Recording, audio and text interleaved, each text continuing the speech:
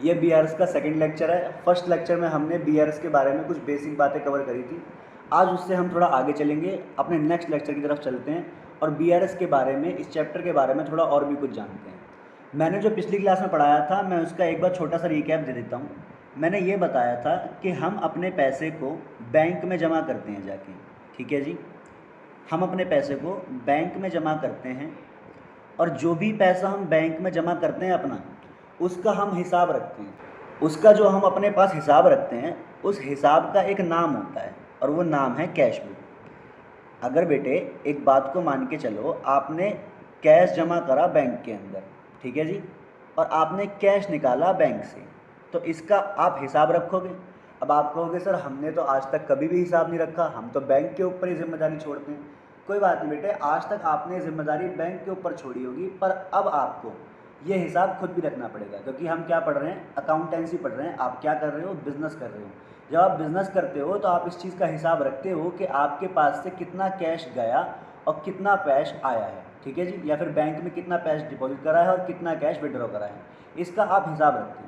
बेटे कैश का आना और जाना, ये हिसाब कहाँ पर रखा जाता है, कैश बुक में रखा जाता है। एग्जाम्पल के लिए मैंने पिछली क्लास में बताया था, जब भी आप कैश को जमा करते हो तो आप उसको कैश बुक में डेबिट साइड लिखते हो। ये हमारी कैश बुक है, आप डेबिट साइड पे लिखते हो। और जब भी आप, मैं बता दूं, जब भी आप कैश जमा करते हो डेबिट साइड पे, और जब भी आप कैश निकालते हो तो उसको लिखते हो क्रेडिट साइड पे, ठीक है जी, सही है बात। और ऐसा हमने इसलिए करा था, बस एक बार बता के लॉजिक ख़त्म कर दूंगा मैं। यहाँ पे हम जब भी पैसे जमा करवाते हैं बैंक में तो हम डेबिट साइड लिखते हैं। इसका लॉजिक था क्योंकि हम बैंक में पैसे जमा करवाएंगे तो हमारा बैंक का बैलेंस बढ़ेगा। बैंक का बैलेंस बढ़ना मतलब बैंक तो हमारी एसेट है, बैंक का बढ़ना मतलब एसेट का बढ़ना, और एसेट बढ़ती है तो किस साइड लिखते हैं, डेबिट साइड लिखते हैं। इसलिए हम कैश बुक में जब भी पैसे जमा करवाते हैं तो इस वाली बात को डेबिट साइड पे लिखते हैं। बेटे ये हिसाब आपने लगा लिया, एग्जाम्पल के लिए आपने 100 रुपये जमा करे थे, इस हिसाब को पासबुक भी रखता है कि भाई इस कस्टमर ने कितने पैसे जमा करे हैं और कितने पैसे निकाले हैं। बेटा जब आप पैसे जमा करते हो तो पासबुक उसको जस्ट अपोजिट साइड, किस साइड लिखता है, क्रेडिट साइड। पर ये तो रटने वाली बात हो गई कि भैया हम डेबिट साइड पे लिखते हैं तो पासबुक उसको क्रेडिट साइड पे लिखता है। हम अगर जमा करवाते हैं तो हम डेबिट साइड पे और पासबुक उसको क्रेडिट साइड पे लिखता है। ये तो रटने वाली बात हो गई। अब इसको अगर मैं अच्छे से एक्सप्लेन करूं कि ऐसा क्यों करते हैं, तो मैंने पिछले लेक्चर में बताया था, बस रिकैप दे रहा हूँ कि देखो बेटे, हमने तो, हमारे पास तो ये लॉजिक था, अगर पासबुक के पास, बैंक के पास वो पैसा जाएगा तो बैंक बोलेगा मुझे इसके 100 रुपये संभाल के रखने हैं, तो बैंक के पास बोझ आ जाएगा आपके 100 रुपये संभालने का। तो बैंक के ऊपर बोझ आया मतलब बैंक की लाइबिलिटी क्या हो गई, बढ़ गई। लाइबिलिटी का बढ़ना मतलब क्रेडिट साइड। इसलिए हम किस साइड लिखते हैं यहाँ पे, जमा करे हुए पैसे को क्रेडिट साइड, ठीक है जी। बैंक क्रेडिट साइड लिखता है। जब हम पैसे निकालते हैं तो क्रेडिट साइड लिखते हैं। क्यों लिखते हैं, क्योंकि भैया अगर हम बैंक से पैसे निकालेंगे तो बैंक से पैसे निकालने में क्या होगा, हमारा बैंक का बैलेंस कम होगा, और बैंक का बैलेंस कम होना मतलब एसेट का कम होना, एसेट कम होना मतलब क्रेडिट साइड, ठीक है जी। तो इसीलिए हम पैसे निकालते हैं तो उसको क्रेडिट साइड पे लिखते हैं और पासबुक उसको डेबिट साइड पे लिखता है। ऐसा क्यों, बस लॉजिक बताए ख़त्म कर देता हूँ। बेटे मान लो आपने 100 रुपये जमा करे थे, आप बैंक से 50 रुपये निकाल लेते हो, तो बैंक उसको डेबिट साइड पे लिखता है। ऐसा क्यों करता है बैंक, बैंक ऐसा इसलिए करता है क्योंकि पहले उसको आपके 100 रुपये संभालने थे, पहले लाइबिलिटी ज़्यादा थी। अब आप 50 रुपये निकाल लोगे तो उसको सिर्फ 50 रुपये संभाल के रखने पड़ेंगे, मतलब उसके ऊपर से बोझ कम हो गया, उसको सिर्फ 50 रुपये संभाल के रखने हैं। तो लाइबिलिटी कम होती है तो किस साइड लिखते हैं, डेबिट साइड लिखते हैं। तो इसीलिए जो भी हम जमा करते हैं उसको हम डेबिट साइड पे लिखते हैं और बैंक उसको क्रेडिट साइड पे लिखता है। जो भी हम निकालते हैं उसको हम क्रेडिट साइड पे लिखते हैं और बैंक उसको डेबिट साइड पे लिखता है, ठीक है जी। बस ये पिछली क्लास का रिकैप ये ख़त्म हो गया। आज हमारी दूसरी क्लास है इस चैप्टर की। आज के बारे में आज हम कुछ नए टॉपिक भी पढ़ेंगे। बेटे आज आपको जो पहला टॉपिक पढ़ना है वो है debit and credit balance of cash book and passbook. आपको डेबिट और क्रेडिट बैलेंस बताऊंगा कैश बुक के और पासबुक के, कि ये होते क्या हैं, कैसे निकलते हैं और इनकी क्या महत्वता है, इनका क्या इंपॉर्टेंस है आपके चैप्टर में और कैसे ये आपके काम आएंगे। चलो भाई, तो हम डेबिट बैलेंस और credit balance of cash book और पासबुक को जानते हैं। धीरे धीरे समझेंगे इस बात को, मेरे साथ चलना, मैं आपको बताता हूँ। देखो बेटी, ये कैश बुक होती है, मैंने आपको बताया था कैश बुक क्या होती है। भैया कैश बुक एक तरीके से वो हिसाब है जहाँ पे हम कैश के आने और जाने को रिकॉर्ड करते हैं। ठीक है जी, देखो ये कैश बुक है। मान लो मैंने बैंक में पैसे जमा करवाए, जैसे मान लो आपको मम्मी से पैसे मिले, ये आप हो, ये आपकी मदर है। ठीक है जी, आपकी मदर ने आपको पैसे दिए, उन्होंने कहा ले बेटे जा तू बैंक में 5,000 रुपये जमा कर ली। तो आपने बैंक में 5,000 रुपये जमा कर लिए। आप जमा करोगे तो आप किस साइड लिखोगे? डेबिट साइड पे लिखोगे। तो आपने इसलिए 5,000 रुपये जमा करके डेबिट साइड पे लिख दिया। लॉजिक आप जानते हो, आप इसमें एक्सपर्ट हो चुके हो, पिछली क्लास पूरी इसके ऊपर थी। ठीक है जी, अब मैं लॉजिक बार बार नहीं बताऊंगा, सिर्फ कुछ ही जगह बताऊंगा बीच में। ठीक है जी, तो यहाँ पे आपने बैंक में 5,000 रुपये डाले, जमा करें, ओके है बात, ठीक है। अगली बात, फिर मान लो आपके फादर आए काम से, उन्होंने आपको कहा कि ले बेटे तू जा ये बैंक में कुछ पैसे और जमा कर दे। तो आप 4,000 रुपये पिताजी से लेके गए और आपने बैंक में जमा कर दिए। ठीक है जी, सही है बात, ओके। अभी क्या होगा, ये हिसाब पासबुक वाले भी रखेंगे, बैंक वाले भी रखेंगे। बेटे आपने जमा करे पैसे, ये हिसाब आपने अपने पास रख लिया। अब इसको पासबुक वाले अपनी बुक में भी रिकॉर्ड करेंगे। पासबुक वाले, बैंक वाले लोग कहेंगे कि भाई ये कस्टमर पैसे जमा कर रहा है, ये हिसाब हम भी तो रखें, हम भी तो इस बात को जानें। तो बेटा आप जमा कर रहे हो तो आप डेबिट साइड लिख रहे हो, लेकिन बैंक इसको कहाँ लिखेगा? क्रेडिट साइड पे। लॉजिक आप जानते हो, ठीक है। आपने 5,000 जमा करे, ये भी अपने पास 5,000 रुपये लिख लेगा। आपने 4,000 रुपये जमा करे, ये भी अपने पास 4,000 रुपये लिख लेगा। सही है बात, आगे चलें, आगे चलते हैं। बेटे मान लो आप स्कूल जाते हो, आपका मान लो बैग फट गया, या फिर कोई भी चीज़ है, आपको स्टेशनरी कोई सामान चाहिए, कॉपी चाहिए, फिर पेन चाहिए। तो आपने सोचा कि 1,000 रुपये की मेरे को ज़रूरत है, तो 1,000 रुपये मैं अपने बैंक अकाउंट से निकाल लेता हूँ। तो बेटे अगर आप अपने बैंक से पैसे निकालोगे तो आप इस बात को हिसाब भी रखोगे, रिकॉर्ड भी करोगे। आपने बैंक से पैसे निकाले, बैंक से पैसे निकाले मतलब कि बैंक कम हुआ, बैंक कम हुआ मतलब एसेट कम हुआ, एसेट कम हुआ मतलब क्रेडिट साइड पे इसको लिखोगे। तो आपने क्रेडिट साइड पे लिखा 1,000 रुपये मैंने बैंक से निकाले। ठीक है जी, सही है बात, ओके। अभी ये बात को बैंक भी रिकॉर्ड करेगा, पर बैंक किस साइड रिकॉर्ड करेगा? क्रेडिट साइड रिकॉर्ड करेगा। क्यों क्रेडिट साइड? क्योंकि सर 9,000 रुपये वो हमारे संभाल के रख रहा है। अगर मैं 1,000 रुपये निकाल लूँ तो उसको अब 9,000 जो पहले संभाल के रख रहा था, अब उसको सिर्फ 8,000 रुपये संभाल के रखने हैं। तो इस बीच कहीं ना कहीं उसकी लाइबिलिटी 1,000 रुपये से कम हो गई। लाइबिलिटी कम होना मतलब क्रेडिट डेबिट साइड पे लिखते हैं इस चीज़ को। डेबिट साइड पे कितने रुपये से लिखेंगे? 1,000 रुपये से लाइबिलिटी कम हुई है, तो मैं 1,000 रुपये को डेबिट साइड में लिख दूंगा। ठीक है जी, आपने पैसे निकाले और बैंक भी कहता है कि हाँ जी आपने ये पैसे निकाले।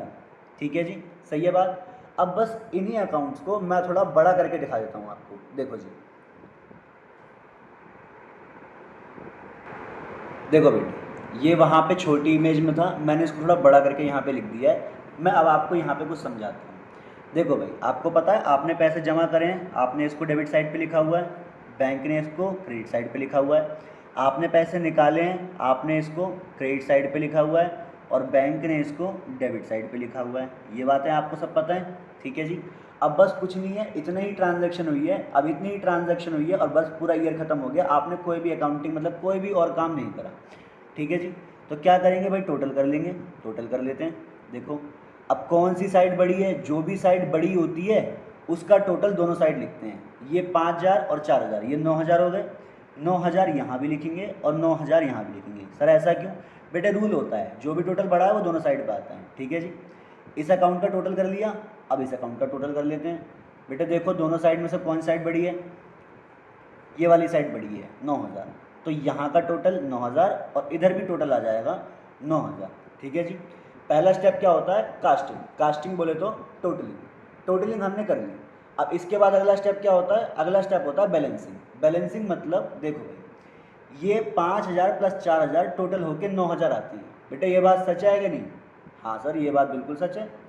और 5,000 और 4,000 ये टोटल होके आते हैं 9,000, ये बात सच है? हाँ जी सर बिल्कुल सच है। 5,000 और 4,000 9,000 होते हैं। पर मैं अब एक ही अकाउंट की बात करता हूँ। बेटे 5,000 और 4,000 9,000 होते हैं, ये बात सच है। 1,000 प्लस 0 प्लस 0 प्लस 0 9,000 होती है, क्या ये बात सच है? नहीं सर ये बात सच नहीं है। तो बेटे इस वाली साइड पे आपने झूठ क्यों लिखा हुआ है? यहाँ पे तो आपने सच लिखा हुआ है, इस वाली साइड पे आपने झूठ क्यों लिखा हुआ है? अब आप बोलोगे सर आपने ही तो बताया था कि बड़ा टोटल दोनों साइड आता है। हाँ बेटे मैंने बताया था बड़ा टोटल दोनों साइड आता है, पर मैंने आपको एक चीज़ और बताई थी। मैंने कहा था कि जब ये वाली साइड छोटी है, फिर कोई सी भी साइड छोटी है, तो बैलेंस करने के लिए कुछ अमाउंट लिखते हैं। बेटे देखो ये वाली साइड बैलेंस नहीं हो रही ना, अगर मैं तराजू बनाऊँ तो बेटे ये वाली साइड तो कहाँ है, ऐसे ये तराजू बन जाएगा। ये वाली साइड में तो बहुत नीचे भारी है ये वाली साइड, तो ये बहुत नीचे चली जाएगी, और ये वाली साइड बहुत हल्की है तो ये ऊपर आ जाएगी। आपको इसको बैलेंस करना है, मतलब दोनों पलड़े बराबर होने चाहिए बेटा तराजू के। तो इस वजह से आपको यहाँ पे बैलेंस करने के लिए कितना रखना पड़ेगा। सर यहाँ पे 9,000 है, यहाँ पे 9,000 है, और यहाँ केवल 1,000 है। तो आपको बराबर करने के लिए क्या रखना पड़ेगा, आपको बराबर करने के लिए यहाँ पे 8,000 रुपये रखना पड़ेगा। 8,000 रुपये रख दोगे तो ये बैलेंस हो जाएगा। तो आप बोलोगे सर हमने ये 8,000 यहाँ पे क्यों रखा, मैं बोलूँगा बेटे आपने 8,000 रुपये इसलिए रखा ताकि ये तराजू बैलेंस हो जाए, ये तराजू ऐसा हो जाए बेटे, दोनों पलड़े इसके ऐसे आ जाए। ठीक है जी। तो आपने बैलेंस करने के लिए यहाँ पे 8,000 रुपये रखा, तो इसे क्या कहते हैं, बैलेंस CD। जो बैलेंस आप निकालते हो उसको हम कहते हैं बैलेंस CD।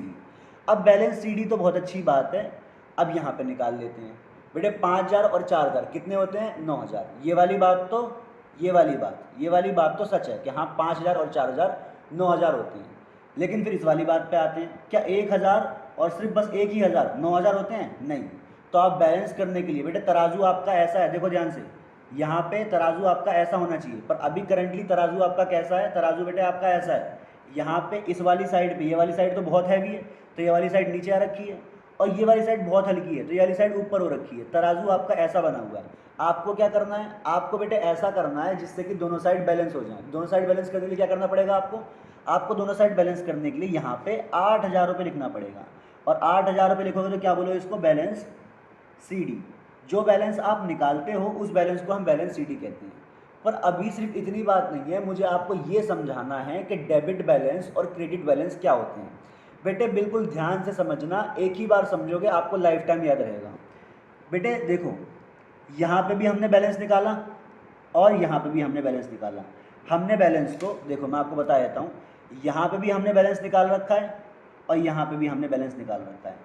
बेटे यहाँ पे बैलेंस क्यों आया, अगर मैं आपसे पूछूँ यहाँ मैंने 8,000 रुपये बैलेंस लिखा, तो यहाँ मैंने 8,000 रुपये बैलेंस क्यों लिखा, ऐसा मैंने क्यों करा, तो मैं ये बोलूँगा सर डेबिट साइड पे 5,000 रुपये और 4,000 रुपये थे, और इस साइड पे सिर्फ 1,000 रुपये थे। तो ये वाली साइड बहुत भारी थी, ये वाली साइड 9,000 हो गई थी, और ये वाली साइड सिर्फ 1,000 थी। देखो ये वाली साइड 9,000 हो गई थी और ये वाली साइड सिर्फ 1,000 थी। सर हमने बैलेंस करने के लिए यहाँ पे 8,000 रुपये लिखी, तो मैं आपसे पूछूंगा बेटे कौन सी साइड, देखो डेबिट साइड इतनी ज़्यादा थी, डेबिट साइड इतनी ज़्यादा थी कि मुझे बैलेंस करने के लिए 8,000 रुपये क्रेडिट साइड पे लिखने पड़े। तो बेटे दोबारा बोलता हूँ मैं, डेबिट साइड इतनी ज़्यादा थी कि दोनों साइड को बैलेंस करने के लिए क्रेडिट साइड पे मैंने 8,000 रुपये लिखे। तो जिस भी साइड की वजह से बैलेंस लिखना पड़े उस बैलेंस को उसी साइड का नाम दे देते हैं। ये वाला बैलेंस यहाँ पे 8,000 रुपये मैंने बैलेंस करने के लिए लिखे, पर किस साइड की वजह से, डेबिट साइड की वजह से, तो इसको मैं बोलूँगा आज से डेबिट बैलेंस। ठीक है जी, आज से मैं इसको क्या बोलूँगा, डेबिट बैलेंस। ओके बात, आगे चलें। आगे देखो भाई, आगे यहाँ पे देखो, यहाँ पे मैंने बैंक में 5,000 रुपये जमा करे, 4,000 रुपये जमा करे और 1,000 रुपये निकाले। ये वाली साइड कितनी थी, 9,000 रुपये, और ये वाली साइड कितनी थी, 1,000 रुपये। तो बेटे मैंने यहाँ पे बैलेंस करने के लिए, इस वाली साइड को बैलेंस करने के लिए यहाँ पे 8,000 रुपये लिखे। तो कौन सी साइड ज़्यादा थी, सर क्रेडिट साइड इतनी ज़्यादा थी कि बैलेंस करने के लिए डेबिट साइड पे 8,000 रुपये लिखने पड़े। क्रेडिट साइड की वजह से, क्रेडिट साइड इतनी ज़्यादा थी, क्रेडिट साइड की वजह से मुझे बैलेंस करने के लिए डेबिट साइड पे 8,000 रुपये लिखने पड़े।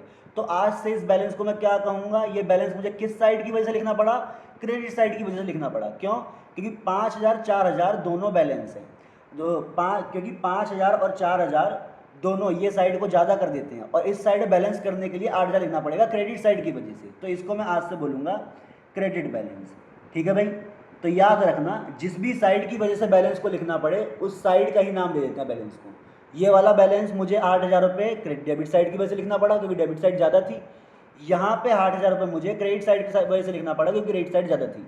तो जिस भी साइड की वजह से बैलेंस लिखना पड़े, बैलेंस को उसी साइड का मैं नाम दे दूंगा आज से। ठीक है जी, समझ में आया आपको कि डेबिट बैलेंस और क्रेडिट बैलेंस क्या होता है, ठीक है भाई, ये हमारा डेबिट बैलेंस और क्रेडिट बैलेंस क्या होता है हमने इस बात को जान लिया।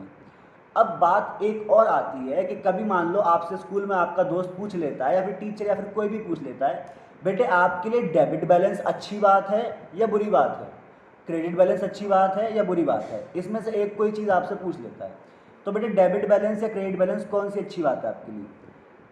जैसे मान लो स्कूल में आपसे आपका दोस्त या आपकी टीचर कोई पूछ लेता है कि बेटे बताओ आपके लिए डेबिट बैलेंस अच्छी बात होती है या क्रेडिट बैलेंस अच्छी बात होती है, तो आप बोलोगे मैम, या फिर आपका दोस्त जो भी स्टूडेंट है उसको बोलोगे भाई देख 5,000 और 4,000 मैंने जमा करे, ध्यान रहे ना, मैंने 5,000 और 4,000 को जमा करा और 1,000 निकाल लिया, तो मेरे पास कितने रुपए बचे हुए हैं, 8,000 रुपये। किस साइड की वजह से, डेबिट साइड की वजह से। तो मेरे लिए कैश बुक का डेबिट बैलेंस अच्छी बात है, ठीक है जी। क्या अच्छी बात है मेरे लिए, कैश बुक का डेबिट बैलेंस, ठीक है भाई। आपने कैश बुक का डेबिट बैलेंस अच्छी बात है, तो बेटा मैं यहाँ पे लिख देता हूँ आपके लिए अच्छी बात, गुड। आपके लिए गुड क्या है, कैश बुक का debit balance, okay. Cash book का डेबिट बैलेंस आपके लिए अच्छी बात है, सही है। और मान लो आपका दोस्त, आपका कोई टीचर या फिर कोई भी पूछ लेता है, घर में भी मान लो मम्मी पूछ लेती है बेटा क्या पढ़ के आया आज, तो मान लो मम्मी सब जानती हैं, अब मम्मी पूछती है बेटा बता पासबुक का डेबिट बैलेंस अच्छी बात है या क्रेडिट बैलेंस अच्छी बात है, तो आप बोलोगे देखो मम्मी मैंने 5,000 रुपये जमा करे और 4,000 रुपये जमा करे, ठीक है, तो ये वाली साइड हैवी हो गई। इस वाली साइड को हैवी देखते हुए मैंने यहाँ पे देखा कि मैंने सिर्फ 1,000 रुपये निकाल रखे हैं, तो बैलेंस करने के लिए यहाँ पे 8,000 रुपये लिखे, ठीक है। तो मम्मी मैंने क्रेडिट साइड पे ज़्यादा होने की वजह से इस साइड पे 8,000 रुपये लिखे, तो मेरे लिए क्रेडिट बैलेंस ऑफ पासबुक अच्छी बात है। क्यों, क्योंकि ये वाली साइड हैवी रहेगी, जमा वाली साइड हैवी रहेगी, तभी तो बैलेंस इस साइड बचेगा क्रेडिट की वजह से, तो इसीलिए क्रेडिट बैलेंस मेरे लिए क्या है, अच्छी बात है। तो देखो बेटे आपके लिए गुड क्या है, मैं यहाँ लिख देता हूँ दोबारा से, आपके लिए गुड क्या है, क्रेडिट बैलेंस। कौन किसका क्रेडिट बैलेंस, पासबुक का क्रेडिट बैलेंस, ठीक है जी। और बेटा ये जो भी आपके लिए अच्छी बात होती है ना, ये जो भी बैलेंस आपके लिए अच्छे होते हैं, इसे हम अच्छी बात या फिर गुड नहीं बोलते, इसे हम बोलते हैं फेवरेबल बैलेंस। क्या बोलते हैं बेटे आज से हम लोग इसको, फेवरेबल बैलेंस, ठीक है जी, ओके। हमने एक नई चीज़ सीख ली कि फेवरेबल बैलेंस क्या होते हैं। तो आपसे अगर कोई पूछे कि फेवरेबल बैलेंस क्या होते हैं, तो आप उसको बोलोगे भाई देख debit balance of cash book and credit balance of passbook. Reason जान लेते हैं इसका, ऐसा क्यों होता है। बेटा रीज़न मैंने बता दिए हैं, एक बार मैं दोबारा रिवाइज कर देता हूँ रीज़न। देखो बेटा कैश बुक पे जमा वाली साइड कौन सी होती है, डेबिट साइड। अगर जमा वाली साइड हैवी रहेगी तो उस साइड पे बैलेंस आएगा क्रेडिट साइड पे, और क्रेडिट साइड पे अगर बैलेंस आया तो वो डेबिट साइड की वजह से आएगा। इसीलिए debit balance of cash book आपके लिए अच्छी बात यानी कि फेवरेबल बैलेंस होता है, आपके फेवर में होता है, ठीक है जी। और पासबुक का क्रेडिट बैलेंस आपके लिए अच्छी बात क्यों होता है, फेवरेबल बैलेंस क्यों होता है, क्योंकि देखो क्रेडिट साइड पे जमा करते हैं हम बैंक में, तो जब ये वाली साइड हैवी रहेगी तभी तो दूसरी साइड बैलेंस बचेगा, और जब दूसरी साइड बैलेंस बचेगा तो इस साइड की वजह से बचेगा, तो इसलिए क्रेडिट बैलेंस ऑफ पासबुक आपके लिए फेवरेबल बैलेंस होती है। अब मान लो आपसे कोई पूछ ले कि भाई आपके लिए बैड, बैड मतलब कि जो अच्छी बात नहीं होती, बुरी बात होती है, क्या होती है वो, तो बस कुछ नहीं करना, इसका जस्ट आपको अपोजिट कर देना है। कैश बुक का डेबिट बैलेंस आपके लिए अच्छी बात है, तो कैश बुक का क्रेडिट बैलेंस आपके लिए बुरी बात हो जाएगी, ठीक है जी। और ऐसे ही अगर पासबुक का क्रेडिट बैलेंस आपके लिए अच्छी बात है, तो पासबुक का डेबिट बैलेंस आपके लिए बुरी बात हो जाएगी, ठीक है भाई, बात को समझे। और अगर ये बैड है तो इसको बेटा बुरी बात या बैड नहीं बोलना है, इसको क्या बोलना है, अनफेवरेबल बैलेंस। क्या बोलना है भाई, अनफेवरेबल बैलेंस, ठीक है जी, सही है। देख लो इसको, ये फेवरेबल बैलेंस और अनफेवरेबल बैलेंस, हमने दो चीज़ें सीख ली बेटे, दो चीज़ें हमने सीख ली अभी अभी। देखो एक तो debit balance and credit balance of passbook, मतलब डेबिट बैलेंस किसको बोलते हैं और क्रेडिट बैलेंस किसको बोलते हैं, ये बात हमने सीखी। दूसरा डेबिट बैलेंस और क्रेडिट बैलेंस में से कौन सा बैलेंस हमारे लिए अच्छी बात होती है, कौन सा बैलेंस हमारे लिए फेवरेबल होता है, हमने ये सीखा। हमारे लिए कैश बुक का बैलेंस फेवरेबल होता है, कौन सा, डेबिट वाला। हमारे लिए कैश बुक का बैलेंस अनफेवरेबल होता है, कौन सा, क्रेडिट वाला। हमारे लिए पासबुक का बैलेंस फेवरेबल होता है, कौन सा, क्रेडिट वाला। हमारे लिए पासबुक का बैलेंस अनफेवरेबल होता है, कौन सा, डेबिट वाला, ठीक है जी, सही है, ओके। हमने इस पार्ट में, इस लेक्चर में बस दो चीज़ों को सीखा है, दो चीज़ें हमने ये सीखी हैं कि डेबिट बैलेंस ध्यान से देखना, डेबिट बैलेंस और क्रेडिट बैलेंस एक्चुअल में होते क्या हैं ये सीख लिया। ठीक है जी। और एक और बात सीखी कि हमारे लिए फेवरेबल बैलेंस और अनफेवरेबल बैलेंस क्या होते हैं। हमने दो बात सीखी, डेबिट बैलेंस क्या होता है, क्रेडिट बैलेंस क्या होता है, और फेवरेबल बैलेंस कौन से होते हैं, अनफेवरेबल बैलेंस कौन से होते हैं। बेटा ये मोस्ट इंपॉर्टेंट बात है, ये जो मैंने आपको बताई है सबसे इंपॉर्टेंट बात, इसको आपको रट्टा लगाना है कैसे भी, ये बात आपको याद करनी है, क्योंकि ये फर्स्ट लेक्चर में जो मैंने बातें कही, सेकंड लेक्चर में जो मैंने बातें कही, एट द एंड ये सारी बातें हमारे काम में आएंगी जब मैं आपको इसके क्वेश्चंस कराऊंगा।